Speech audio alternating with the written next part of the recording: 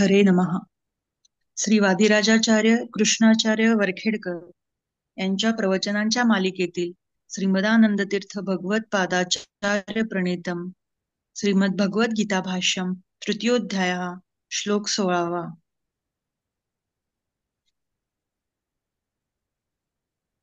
श्री गुरुभ्यो नमः. ओम देवं नारायणं तत्वा सर्वदोष विवर्जितं परिपूर्णं गुरुं गीतार्थं वक्ष्यामि लेशतः. नष्टधर्मज्ञानलोककृपालुभिः ब्रह्मरुद्रेन्द्रादिभिरर्चितो भगवान् ज्ञानप्रदर्शनाय भगवान् दासो अवततारे तस्य इष्टानिष्टप्राप्तिपरिहारेतूनां परिहारसाधनात् वेदार्थ अज्ञानाच्च संसारे क्लिश्यमानानां वेदानधिकारिणां श्रीबुद्धादिनाच्च दुर्मत्ताद्वारा मोक्षो भवेदिति कृपालो सर्ववेदार्थोपबृंहेतां तदनस्य केवल इष्ट ज्ञानसदृष्टार्थ युक्ताञ्च सर्वप्राणिनाम् अवगाह्य अनवगाह्य रूपाणां केवल परां परोक्षार्थं महाभारतसंहितामपि कृतत्.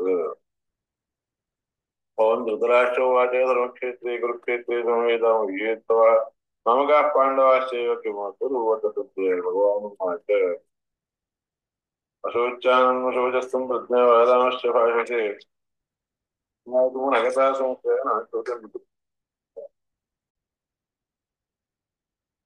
एवं प्रवर्तितं चक्रं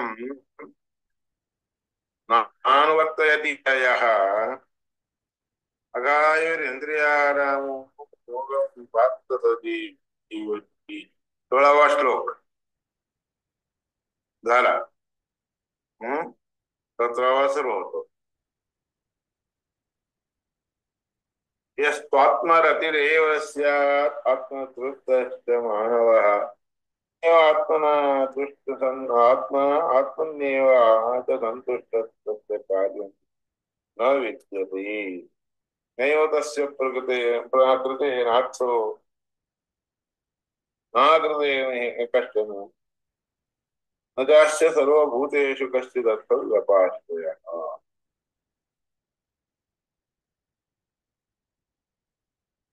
तदेतत् जगच्चक्रम, हे सगळं जगाचं चक्र या न अनुसरत नाही तर विनाशकत्वानं गायो. हे चक्र जर त्याने सोडलं म्हणजे तुझा नाश केला तर अघायू होतो, पापायू होतो. आता पापनिमित्तमेव यस्य आयुः स अघायुः. अघ शब्दाचा अर्थ पाप, आयुः म्हणजे आयुष्य. ज्या व्यक्तीचे आयुष्य पापासाठीच असतं तसला व्यक्ती जो असतो त्याला अघायू म्हणतात. तरी अतीव मनस्समाधानमपि न कार्यम म्हणून अधिक मनाचं समाधान करून घेणं हे योग्य नाही म्हणून सांगाय. त्या स्थिती आत्मरतिरेव स्यात् आत्मतृप्तश्च मानवः आत्मन्येव आत्मना तुष्टः कार्यं न विद्यते. तर्हि अतीवमनस्समाधानमपि न कार्यमित्यतः यस्थितिः रमणं परदर्शनादिनिमित्तं सुखम. त्याच्यात आता यस्तु आत्मरतिरेव म्हणून दिले. आत्मरती शब्दाचा अर्थ रती म्हणजे रमण. रती शब्दाचा अर्थ रमण. त्या रती शब्दाचा अर्थ काय आहे आचार्याने सांगितलंय बघा. रमणं परदर्शनादिनिमित्तं सुखम. रमण शब्दाचा अर्थ काय? दुसऱ्यांना बघितल्यानंतर त्याच्यापासून होणार जे सुख असतं त्या सुखाला रमण म्हणतात बर का.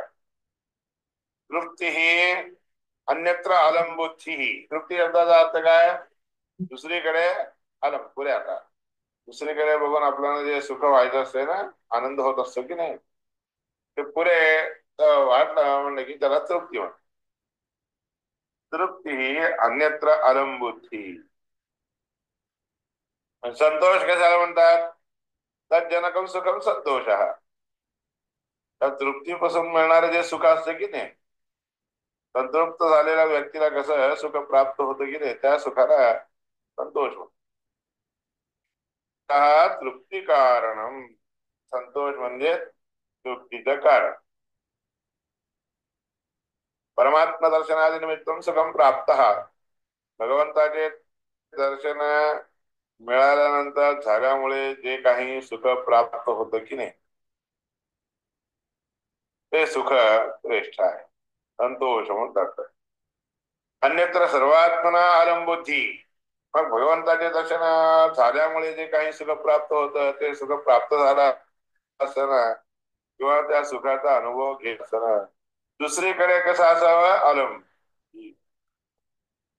पुऱ्यात आहे म्हणून दुसरीकडे वाटावं. परमात्म्याच्या दर्शनामुळे प्राप्त होणाऱ्या आनंदापुढे पुरे म्हणून त्याला त्या गोष्टीला पुरे म्हणून वाटू नये बरं का. तत्सुखम, ह्या सुखाला श्रेष्ठ सुख म्हणतात. तस्यैव संतुष्ट इत्यर्थ. नान्यत किमपि संतोष कारणम इत्यवधारणम. संतोषाला कारण दुसरं कोणतंही नाही असं समजून घेणं, ह्याला तृप्ती. आत्मना तृप्त, हा परमात्मा, परमात्मा दर्शन, भगवंत दर्शनाने संतृप्त व्हावा.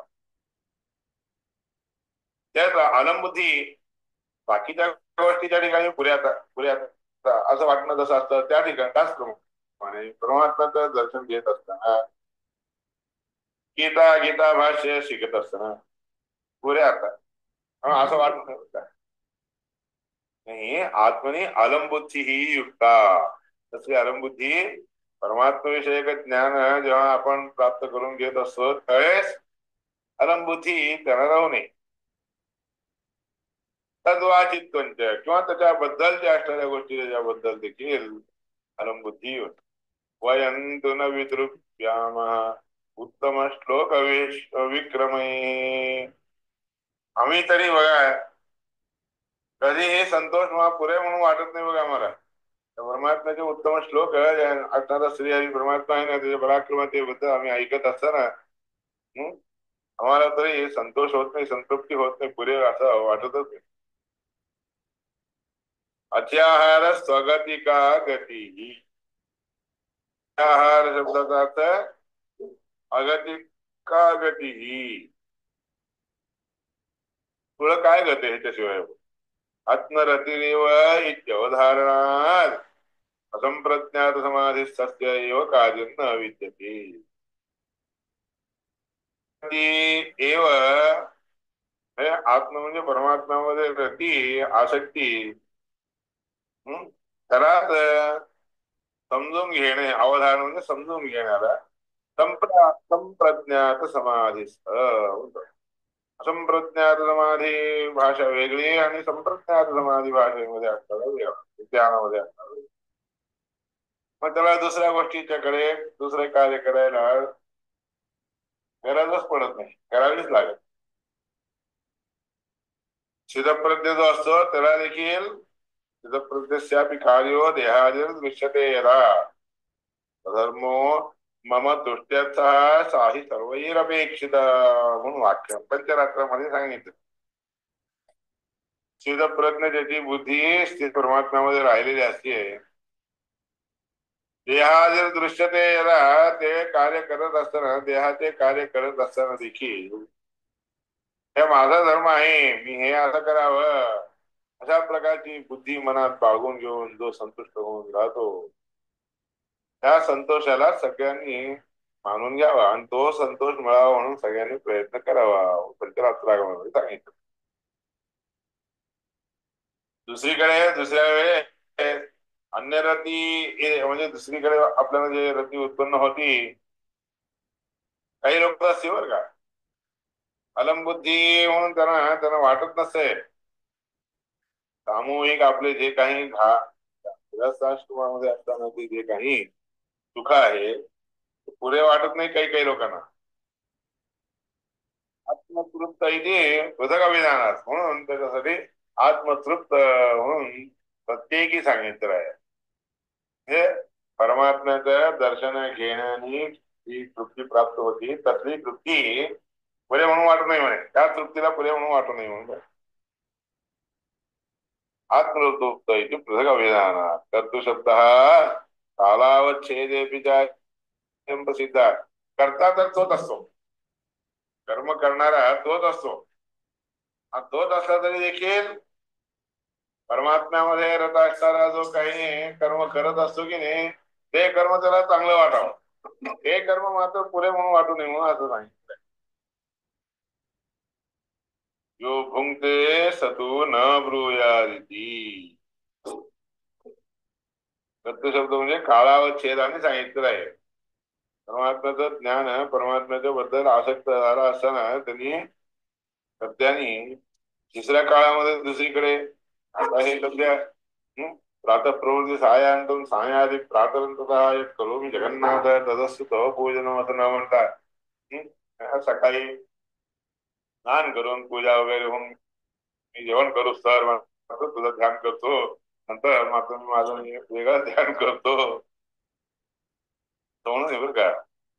यो भुंक्ते सतू न ब्रूया, जो असं परमात्म्याच्या चरित्राबद्दल किंवा परमात्म्याच्या महात्म्याबद्दल ऐकत ऐकत ऐकत तो कोणी सोडून घेऊन पुन्हा दुसरं आपलं व्यवस्थाश्रम धर्मांचे आचरण करत असतो की नाही, भोगत असतो की नाही, त्यावेळेस तो संप्रज्ञात मध्ये होत नाही बरं का, असंप्रज्ञात मध्ये म्हणून त्याला म्हणतात. मानव म्हणून तिथे शब्द दिलेला आहे. आत्मरतिरेव स्यात् आत्मतृप्तश्च मानव म्हणले. मानव शब्दाचा अर्थ काय? मानव इति ज्ञानिनैव संप्रज्ञातमादिर्भवति इति त्याचे ज्ञानी लोक जे असतात की नाही, त्या लोकांना एक एक वेळेस मध्ये असंप्रज्ञात मध्ये प्राप्त होतो. मनो अवबोधने, मनो धातूचा अर्थ काय? अवबोधने, समजून घेणे. थोडा समजून घेण्यामध्ये फेरफार झाला कि मग असंप्रज्ञात होतो. परमात्मा रतिष्ठात्र विवक्षिता, परमात्म्याच्या ठिकाणी केव्हाही आसक्ती राहायला पाहिजे. कृष्णावेव रतिर्यस्य क्रिया तदेव नास्ति. ज्या व्यक्तीला परमात्म्यामध्येच रती अशी आसक्ती असते, त्या व्यक्तीला दुसरे काही करायची गरज नाही. भागवतात सांगितलं तसेव नास्ति.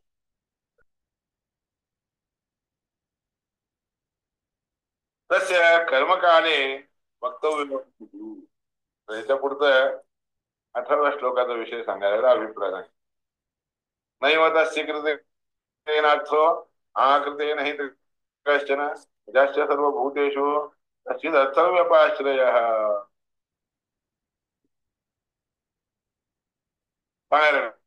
तस्य कर्मकाले, तो कर्म करत असताना वक्तव्य अहम इति किंचित प्रत्युत्वा बोलायला बोलतो की मी, असं सुरू करून मी म्हणून बोलायला सुरुवात करतो. तत्कृता आत्मरत्यभिधा अधिक, ते असं करत असताना आत्मरतीच्या पेक्षाही जास्त विषय त्याच्या मनामध्ये शिरतो. मी हे काम करतो आणि पुढे मी म्हणलं की झालं, त्याची आत्मरती थोडी, परमात्म्यामध्ये आसक्ती थोडी कमी झाल्यासारखी. काहीतरी प्रयोजन ठेवून घेऊनच तो मी म्हणायला जातो. म्हणजे संध्या जगृतो कश्चित दोषो अस्ति, संध्यावंदन न केल्या कारणाने काही मोठा दोष नसतो बरं का. जे परमात्म्याला म्हणजे समजून घेत असताना मी समजतो असं म्हणतो की नाही, त्याच्यामुळे मोठा दोष आहे. नुसतं मी करतो, मी केलं, मी केलेलं हे सगळं तुला समर्पण करतो, जो कुठलं काय करत सगळं तो परमात्माच करतोय. तरी देखील स्वतःच्या मनामध्ये जेव्हा अहंभाव आला म्हणलं की नाही, तेव्हा अहंभाव किती दोषदायक असतो, दोषकारक असतो. संध्यावंदन वगैरे न केल्यानंतर देखील तेवढा दोष मिळत नाही, एवढा दोष त्याच्याने प्राप्त होतो म्हणून सांगितले. एतदपहाय सर्वभूतेषु कश्चित प्रयोजनाश्रय, ते सोडून देऊन सर्व प्राणीमात्रांच्या ठिकाणी काहीतरी आपण पाहिजे म्हणून विचार करणं चुकीचं आहे. अर्थो येन दर्शनादि न भवति. अर्थ जो पाहिल्याबरोबर आपल्या डोक्यामध्ये प्रविष्ट होत तो विचारात येतो हा अर्थ व्यपाश्रय नैव तस्य कृते नार्थो ना कृते नैह कश्चन प्रजास्य सर्वभूतेषु कश्चित् अर्थव्यपाश्रय. सर्व प्राण्यांच्या ठिकाणी त्याने कोणत्या तरी अर्थाची अपेक्षा करून मागणी घालावी का. सर्व प्राणी मात्रांच्या प्राण्यांच्या ठिकाणी प्राणी म्हणजे मागणी घाल नाही. परमात्म्याच्या ठिकाणी जेव्हा प्रार्थना करून मागणी घालतो त्यावेळेस त्याला सोडून दुसरीकडे मागणी घातलं म्हणजे हे झालं तर परमात्म्याच्या बद्दलचा अभिमान तुमचा कमी झाला असा अर्थ. अर्थो येन दर्शनादि न भवति सः अर्थव्यपाश्रयः. ज्ञानमात्रेण प्रत्यवायो यद्यपि न भवति तदर्जुनस्यापि समम. म्हणून ज्ञानी असला तरी अर्जुनाचा ज्ञानी अर्जुन जरी ज्ञानी असला तरी देखील त्याने ज्ञानाची अपेक्षा करून जेव्हा परमात्म्यापाशी मागणी घालत आहे त्यावेळेस कर्माच्या बद्दलचा उपदेश करतो विचार करतो म्हणजे अर्जुनाला देखील तसं झालं म्हणजे तुमच्यासाठी तुम्ही करून घेतलं याचा अर्थ तो त्या अर्जुनाला नसते तरी पण त्यांनी तुमच्या समाधानासाठी करून घेतलं. ईशत प्रारब्ध अनर्थ सूचकंच तद्भवती. म्हणून आपण जे काही प्रारब्ध कार्य असतात की नाही ते प्रारब्ध म्हणजे सुरू करताना हातून आलेले असे काही गोष्टी असतात त्यांचा भोग मागत त्यांचा नाश मागत महात परमात्म्याचे चिंतन केल्याशिवाय जात होत. महात म्हणजे काय. महातचे वृत्रहत्या दिवस. महात म्हणजे काय. वृत्रहत्या केल्या असताना परमात्मोदी पुरुष म्हणत नैव तस्य कृते नातो ना कृते नेह कश्चन जास्य सर्वभूतेषु कश्चित् अर्थव्यपाश्रयः. प्रारब्ध अनर्थ सूचक असणार असं होतं म्हणून सांगितलं ना. तर कसं होतं तर महात्य वृत्रहत्या आली होत. वृत्रहत्या केल्यानंतर वृत्रासुराला इंद्राने मारून टाकलं. तोपर्यंत सगळेजण त्या इंद्राला काय म्हणत होते तर इंद्र इंद्र एवढंच म्हणत होते. जेव्हा वृत्रासुराचा संहार केला त्यानंतर त्या इंद्राला काय शब्द मिळालं नाव मिळालं माहित आहे का. महत म्हणजे महेंद्र असं नाव आलं. वृत्र हत्याकारी केल्याने परमात्म्याला संतोष झाला म्हणून तो महान झाला महत्व मिळालं असा अर्थ. तसं कोणीही पण करावं कार्य करावे केलेले कार्य जे आहे आपण योग्य केले वेळ झालेलं आहे असं समजू नये.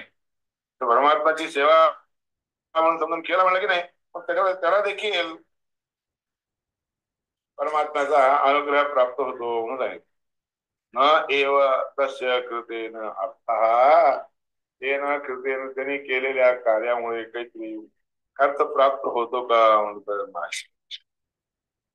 काही केलं नाही तरी केलं अर्थ प्राप्त होतो. जास्त सर्व भूतेषु कश्चित् अर्थव्यपाश्रय. सर्व प्राण्यांच्या मध्ये आसक्त असताना सगळ्या प्राण्यांच्या बरोबर असताना काहीतरी कोणती तरी गोष्ट ह्याने सोडली असं समजू नका बरं का. काहीतरी एक गोष्ट केली तरी केलेली जे आहे केली म्हणून केव्हा वाटतं ते परमात्मा प्रीत्यर्थ असेल तर केल्यासारखं म्हणून हाच विषय. म्हणून देवेंद्राने हे कार्य केलं वृत्राला वृत्राचा संहार केला. तो संहार केलेला परमात्म्याच्या अनुग्रहामुळे केलो असं समजला म्हणून तो महान झाला. त्याला देखील नुसतं इंद्र म्हणले असते इत्यादी कसं जाणून घ्यावे. तो असंप्रज्ञात समाधी समाधी कार्य जो संप्रज्ञात समाधीमध्ये नसतो भगवंताला जाणून घेऊन ध्यानामध्ये जो बसलेला नसतो तरी काहीही कार्य केले तरी त्याला व्यर्थ होते. कार्याभाव त्याला काही कार्य केला असं म्हणत नसतं बरं का. नुसतं नाक धरून बसला आणि श्वास खालीवर करत बसला तर त्यांनी काही कार्य केल्यासारखं असं समजू नका.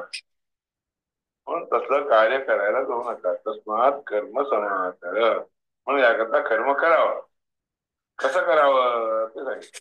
तस्मात् असक्त सततम असक्त होऊन सतत कार्यं कर्म समाज आपण करायचं जे कार्य असतं की नाही ते कार्यरूपी असणार आपलं कार्य आहे हे समजून कर्म समाज कर्म प्रारंभ करावा असक्त ह्याचरण कर्म परमात्मा हे त्यामध्ये कर्मामध्ये असक्त परमात्मा म्हणजे इथे परमात्मा परमात्म्यामध्ये आपण आसक्त आहोत असं समजून केलं तर त्यामुळे परम आत्मवती परमात्म्याचं दर्शन करायला होतं म्हणजे परमात्म्याचा अनुग्रह त्याला प्राप्त होतो कोणतेही कर्म आपण करत असताना हे करायलाच पाहिजे असं परमात्म्याने आपल्यावर एक कर्म करण्याचं विधान आपल्यावर घातलेलं आहे आणि ते कर्म विधान रूपी असल्या कारणाने परमात्म्याच्या प्रीत्यर्थ म्हणूनच करावं परमात्म्याने सांगितलंय म्हणून करावं राजाने एखाद्या सैन्याला सांगितलं की हे कर म्हणून सांगितलं तर राजाज्ञा म्हणून त्यांनी करावी लागते मी केलं असं समजून केला तर तो जातो एखाद्या शिपायानी शत्रूच्या पैकी कोणाला तरी संहार केला राजाने सांगितलं म्हणून सांगितलं संहार केला असं समजून राजाज्ञा समजून तो जर त्यांनी संहार केला तर ते सफल होत राजाने काय सांगितलंय मीच केलं असं समजून घेऊन केलं तर ते व्यर्थ होऊन जातं बरं का तस्मात् अशक्तः सततम कार्यम कर्म समाज आपलं जे कार्य आहे की नाही आपलं जे कार्य आहे आपण करायचं जे कार्य आहे ते कर्म आपण आसक्त होऊन म्हणजे परमात्म्यामध्ये शक्ती ठेवून प्रती ठेवून करावा असं आसक्त ह्याच्या परमात्म्याच्या बद्दल शक्ती ठेवून घेऊन तुम्ही जर कर्म आचरण केला तर परम आत्मोद परम म्हणजे खरा असणारा परमात्म्याला तो प्राप्त करून घेतो असा आचार देखील आहे म्हणून सांगितलं कर्मणैव हि संसिद्धिम आस्थिता जनकादय लोकसंग्रहमेवापि संपश्यन्ति कर्तुमर्हति म्हणून याप्रमाणे 20व्या श्लोकामध्ये सांगावे आचार हा अभ्यास हा आचार आहे सगळे लोक करत आलेले आहेत कर्मणैव कर्मणाचा कर्म कुर्वंत हा एव इत्यर्थ कर्म करत करत कर्म करत करत आपण परमात्म्याला प्राप्त करून घ्यावं म्हणून सांगितलं ना ते कसं काय कर्म कृत्वैव ततो ज्ञानम प्राप्य इति वा कर्म करून करून करून म्हणजे कर्म करत असताना ज्ञान प्राप्त करून घ्यावं पण मोक्ष मात्र नुसतं केलेल्या कर्मामुळे तुम्हाला मिळतो असं समजू नका ज्ञानाशिवाय परमात्म्याचा अनुग्रह तुम्हाला प्राप्त होत नाही प्रसिद्धम ही तेषां ज्ञाने भारतादिषु महाभारत कथेतील अनेक गोष्टीमध्ये सगळ्या कर्म करणाऱ्या व्यक्तींच्या बद्दल जी गोष्ट सांगतात ते सगळे ज्ञानी असतात ते ज्ञानी होते हे प्रसिद्ध आहे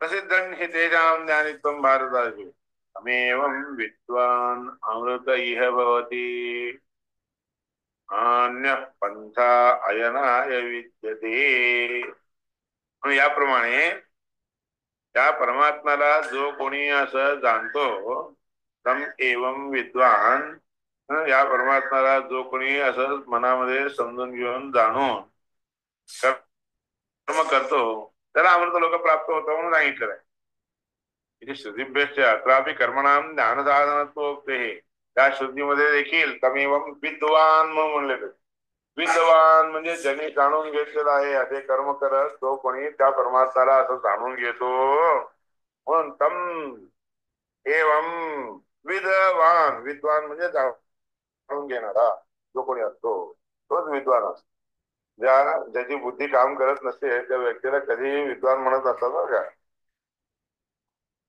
बुद्धियुक्त असणाऱ्या लोकांना ज्ञानी म्हणतात गत्यंतर अन्य पंथा अयनाय विद्यते या परमात्म्याला असं जाणून घेण्याशिवाय दुसरा कोणताही मार्ग अयनाय मोक्षासाठी असतो म्हणून सांगितलं नाही ब्रह्मज्ञानेन वा मुक्ती प्रयाग मरणेन वा अथवा स्नानमात्रेण गोमत्यां सन्निधौ इत्यादी पापादी विमुक्तीसाठी हे गोष्टी सांगितलं.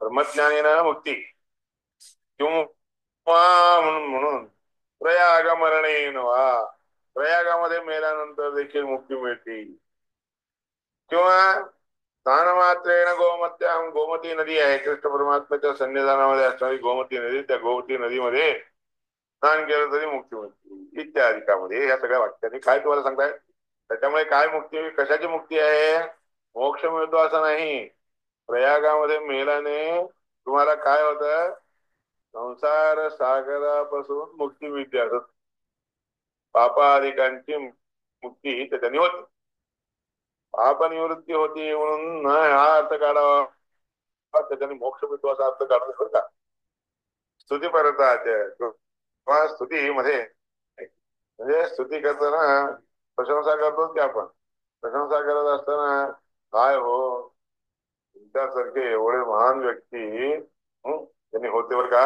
आणि त्यांचे गुण यांना आले म्हणून म्हणतात काही लोक काही लोकांना काय म्हणतात आपण खरंच बरं का त्यांचे गुण आले तर का ह्यांच्यामध्ये म्हणतात त्यांचे गुण ह्यांच्यामध्ये काय येतात त्यांनी जरी एखादं कोणतं तरी कार्य त्यांच्या अभिमतामध्ये असताना त्यांनी केलेल्या प्रकारसारखं असलं तर त्यांच्यासारखे म्हणून म्हणतो हा त्यांच्यासारखा थोडाच होत असतो तसा प्रयाग मरण किंवा जे काही नदीमध्ये गोमती नदीमध्ये मरण आहे ते सगळे काय आहे तर पापविमोचक आहेत परमात्म्याचं ध्यान केल्यानंतर त्याचे पाप जातात तसाच ते पाप देखील तसले पाप निवृत्त होतात मोक्ष मिळतो असा अर्थ नाही येतात तत्रापि कुत्रचित ब्रह्मज्ञान साधनत्वमेव उच्यते त्या ठिकाणी देखील पापनिवृत्त झाल्याशिवाय ब्रह्मज्ञान मिळून यासाठी योग्य होत नसतं तुम्हाला त्याकरता तसं सांगितलं आणि त्याच्यामुळे त्याला ब्रह्मज्ञान होतं आणि ब्रह्मज्ञान आणि मोक्ष असं देखील अर्थ का अन्यथा मुक्ती निषिध्य ब्रह्मज्ञान विना मुक्ती न कथंचिदपि इष्यते नाहीतर मुक्ती म्हणून काढून टाकून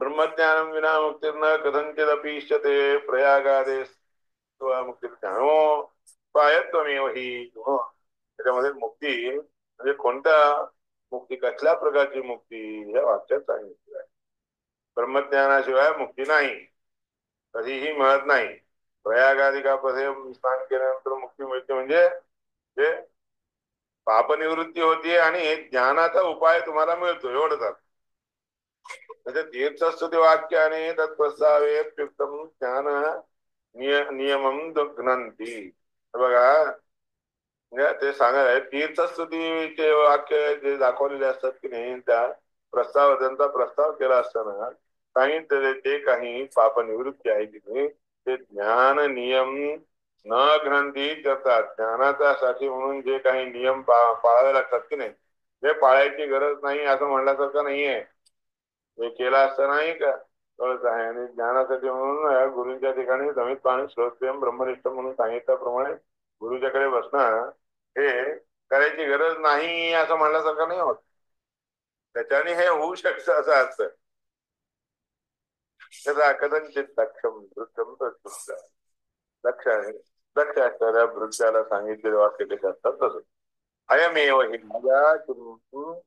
राज हाच खरा राजा आहे हो बाकीचे राजे काय म्हणजे दुसऱ्या राजांचं म्हणजे निंदा केल्यासारखं होत नाही का पण हाच राजा आहे म्हणजे ज्याच्यामध्ये गुण जास्त दिसून येतात तोच खरा राजा आहे आणि तीर्थादी वाक्य आणि कर्मादी विजय आणि त्या सावकांनी वतानी शिव अज्ञान मोहकानी वा त्या लोकांना मोह उत्पन्न करण्यासाठी स्तुतीपरा मात्र एवढेच कार्य असतात ते तीर्थाधिकामध्ये देखील जे काही स्थान वगैरे इत्यादी करण्याची स्तुती सांगितलेली असते की नाही तर फक्त स्तुतीसाठी म्हणून भोयन मोक्षस्थो मत दृष्टे म्हणजे परमात्म्याचं दर्शन शास्त्र दर्शन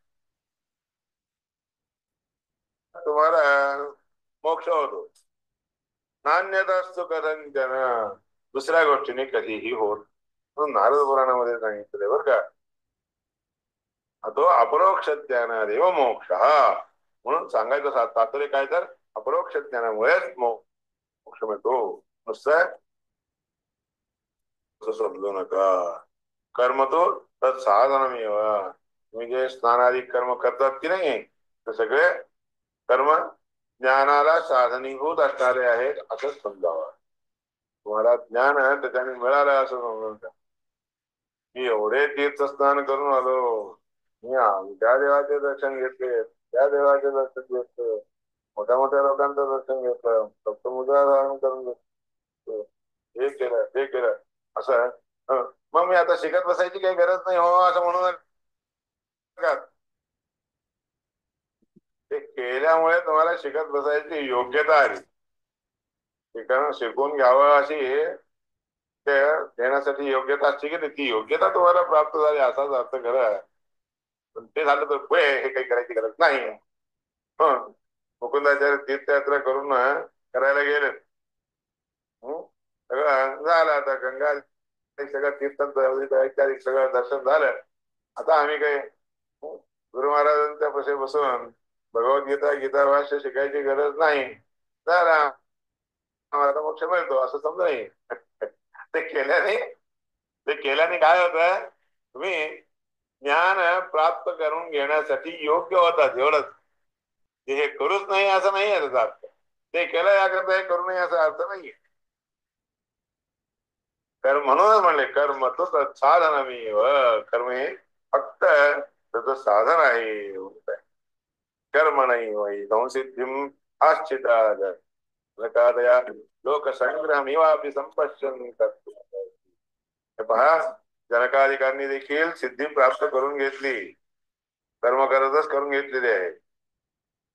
ते कशासाठी कर्म करावे लागले त्यांना? लोक संग्रहमिवापि, लोकांचा संग्रह करावा की नको, सगळ्या लोकांना आपल्या अधीन ठेवून घ्यावं की नको, सगळ्या लोकांनी त्यांची वाक्य त्यांची आज्ञा ऐकावी की नको, त्याकरता म्हणून त्यांनी कर्म केलेले आहे. पण तशा दृष्टीने हे केलं तर योग्य आहे. यद्यदा आचर्यते श्रेष्ठस्तत्तदेव इतरो जनः तद्वाक्यादिकं प्रमाणं कुरुते यदुक्त प्रकारेण तिष्ठति इत्यर्थः. कारण जनकाधिक लोकांनी कर्म कशाला केले तर मोठे लोक जे काही कर्म करतात ते तिकडे लहान लोक देखील करत असतात आणि करून पापनिवृत्ती करून विमुक्ती करून देतात, दूर करून देतात.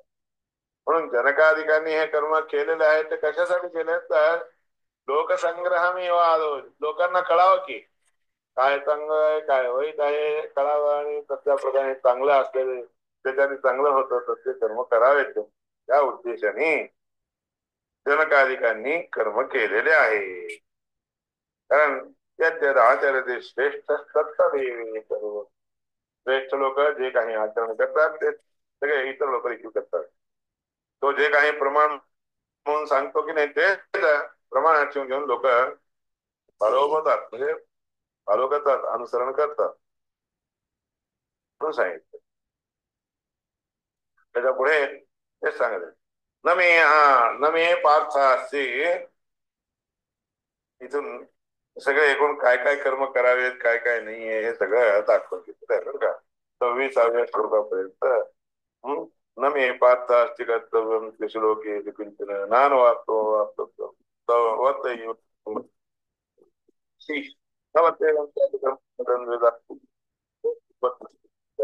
सर्वदा उच्चीरमे लोकाः न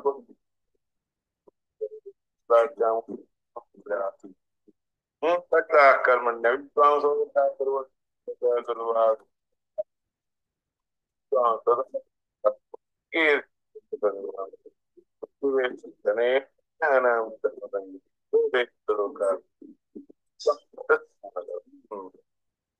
ही गोष्ट उद्या करतो. लोकांच्या अर्थ हे आपण माणसाने म्हणजे जे काही करायचं असतं ते करतात, ते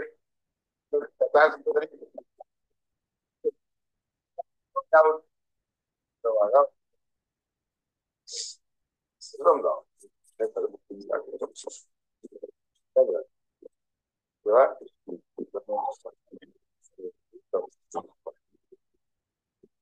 ठीक. Rain rain